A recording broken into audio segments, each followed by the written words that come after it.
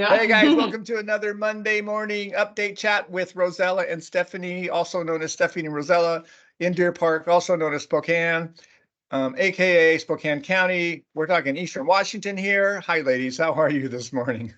Hello. Thanks for that introduction. Yeah, I had to change it up a little bit there. And what are we going to talk about today, ladies? The lovely fun topic, considering we just came off of how the market ended, or our market started, I guess.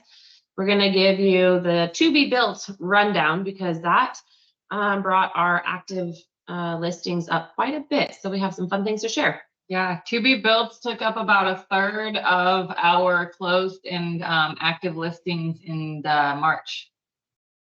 Cool, that's a lot. Yeah. Yeah, I'm surprised by that number. Yeah, and because of the price point on these compared to already built homes that, have issues, we felt that it might be a topic a large group of people would be interested in hearing about. I bet you're right. Well, give us some specific numbers on how many that is and what the price comparisons are and all of that, please. You got it. All right. Currently, there are 66 active listings and 15 pending to be built homes. That surprises me. That's a lot. It's a decent chunk, especially given what the activity is like on the market. But the reason why, again, we wanted to share this is because the price point in which that falls in is so attainable for most of those buyers, whether you're a first-time home buyer, secondary home buyer, even that investor. This is somewhere I think that people should be focusing some attention to, for sure, especially because of credits that are given as well, which we'll get into that in a minute. Oh, yeah, good point. Go ahead. Sorry. You get me all excited here listening to all this good stuff. You gonna do active search or pending? I'll do pending. You pick active. Okay. All right. Active. Out of those 66 active listings, we wanted to talk a little bit about the price point. The price point is pretty spread apart. The highest being 2.5 million and the lowest being, I think, right at 253,000. So it's pretty spread out there as far as the actives are. Do you want to talk about the low end of the actives and kind of explain what that one looks like? That way they kind of know what that money would go towards if they wanted to do that. And actually, sorry, that number is 235, not 253 for the low point. Thank you. You're welcome. I mix my numbers up sometimes. Thank God. It's okay. So with that low point, you're basically going to be looking at a piece of property that might have some amenities that were already established. Where like this particular one was somebody had already put down a concrete slab. They have the power and water in, but then they decided to change their mind for whatever reason. And so now they're trying to sell it, which is a good incentive for somebody who's looking to purchase, because that kind of took out your first initial big cost and why it's coming in at that 253,000. You still have room to come in, build what you want, but a lot of the legwork is already done for you. And that's a private owner on that one. Yes, that was also independently owned. So the difference between some of these to be built, sometimes you're going to find them with known builders. Sometimes they're private lots that have been acquired by like a custom home builder. And then sometimes they're just a private seller that then is offering a to be built with a partner contractor, which I've done a lot of due diligence this week with interviewing builders. It can be fun. Do you have any data on what percentage is known builders versus what percentage is like one spec home per builder or one builder or a private owner or whatever? So the builders in Spokane, there's several that are well known around town that dominate the industry. Yeah. And a lot of that, I would say probably more than 50% of the to be built are going to be in some sort of like a subdivision. However, the remaining amount that would be available, sometimes those builders can do spec homes. They just do smaller subplatted locations essentially, but then they also do full-on custom builds. Like I'm interviewing for one of my clients who's buying a raw piece of land in a development, but they're using their own builder that's allowed to be brought in. So we have a lot of different variation of what people can find and buy. Yeah, the $2.5 million home is actually a great example of that because that one is in a community on the South Hill, the Rockwood community, that is like historic Melwin. So the lot itself, it's at 0.33 acres. So it's a bigger size lot especially within that community. And then the home itself is going to be your highest end builder. She had actually talked to you this week as well. And he does everything custom. It's very modern, chic, but yeah, highest end amenities that you can possibly imagine. That was a 3,600 square foot home as well. 4-bed, Very 4-bath. nice. It's a pretty Wow, good yeah. home. Yeah, in a great area. So that's going to be on the high end of that 2.5 million dollars. And Now, not for the everybody's. benefit, Oh, go ahead. go ahead, Steph. I have some questions when you're ready for them. Yeah, I was gonna say, and not everybody is looking for that high end of finishes.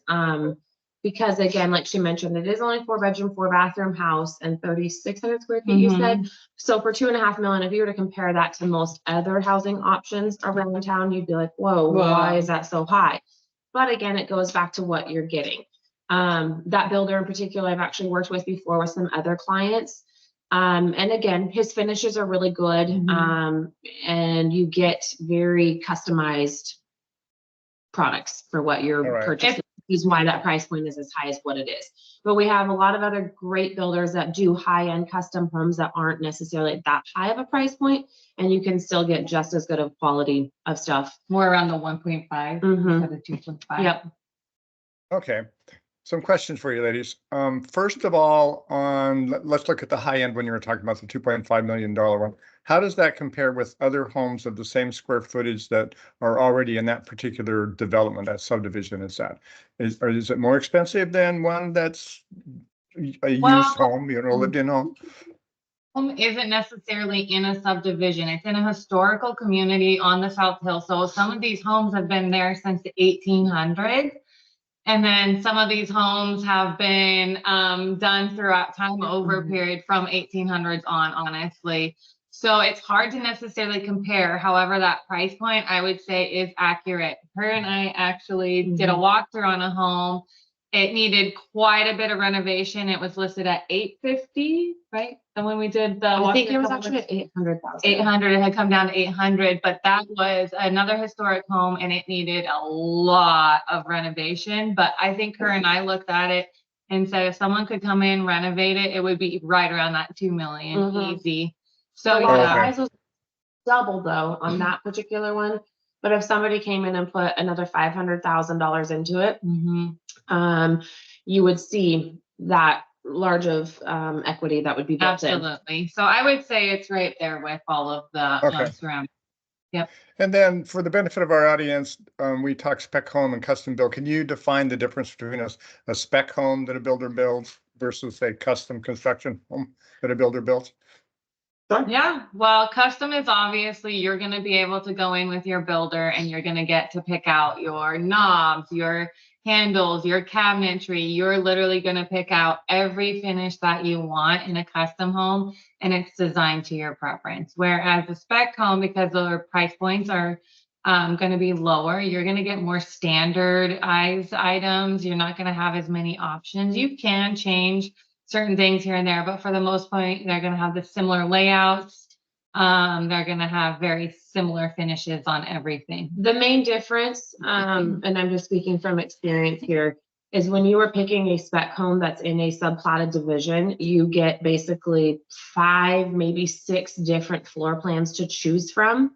And then sometimes you get to pick your lot based off of what's open and available. You pick what footprint fits on that particular lot.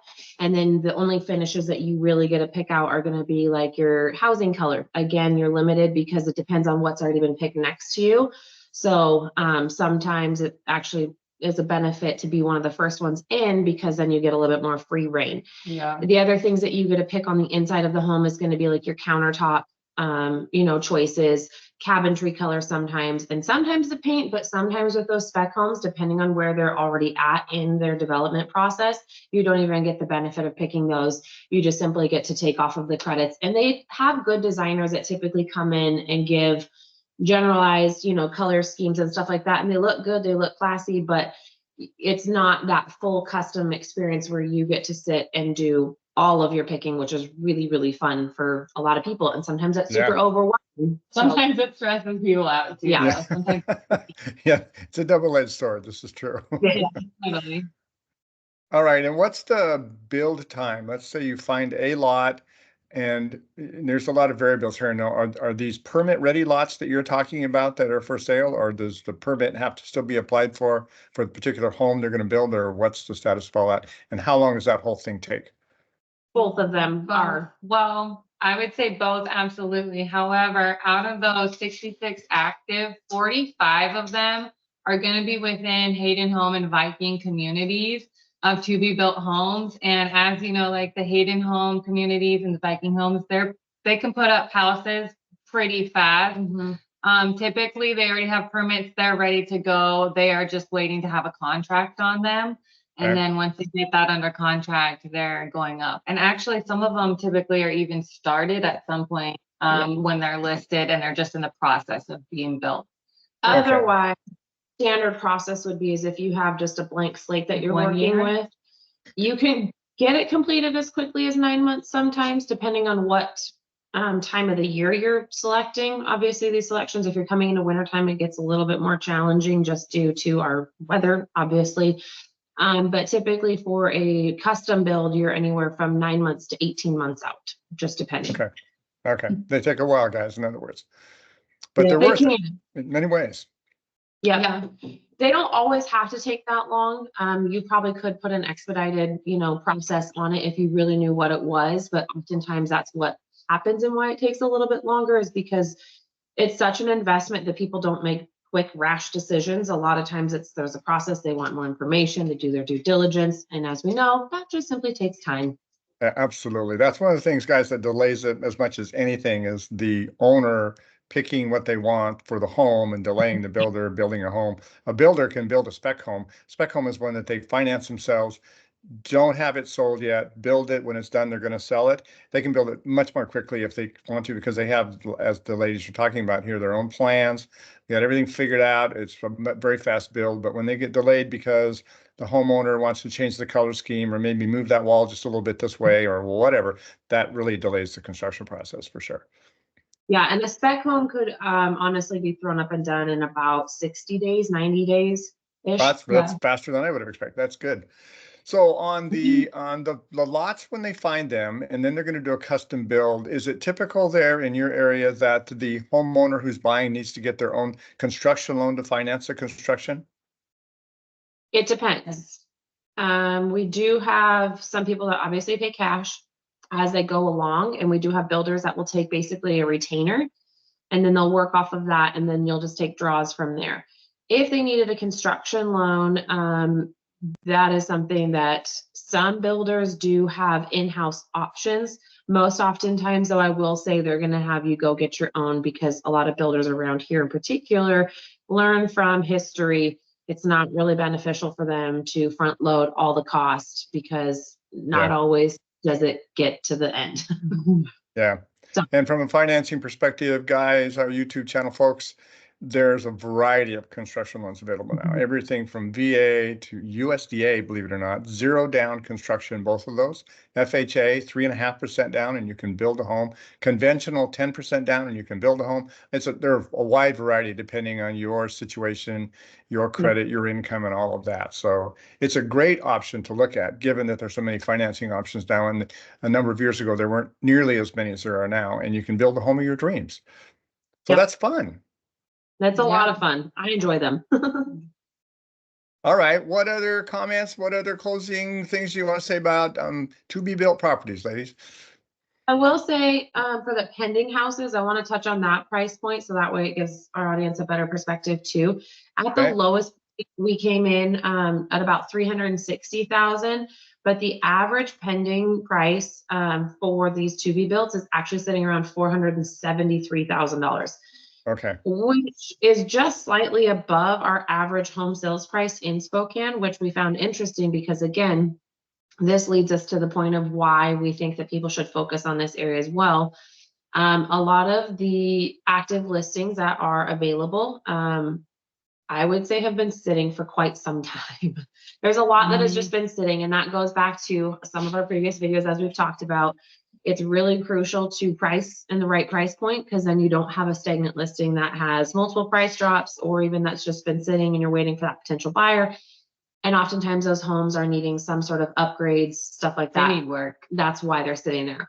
Where somebody can say, okay, I'm in a lease or I'm in a rental, whatever. I can, wait around for another 2-3 months. Do I really want to? No, but I can, because as we know, with some of the financing options that are available, you can price lock yourself in your interest rate while that is being finished, and then you get a brand new house. No work needed.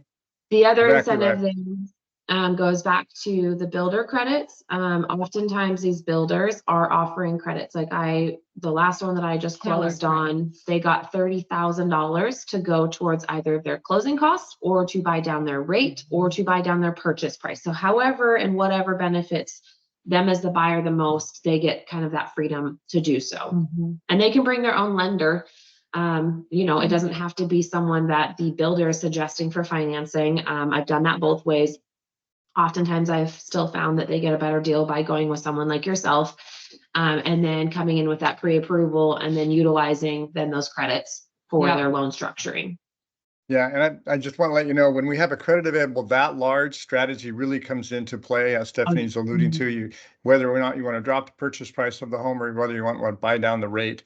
And we're really good about helping you with that if you have a choice of that nature, guys. And you can use it for all three things. You could potentially take that 30,000 and say, I want 10 for closing, I want 10 off my purchase price, and I want 10 for a rate buy down, or whatever it may be, because every loan is different as well with what credits can be applied. But yes, you guys are very good at being strategic with how to put that discount.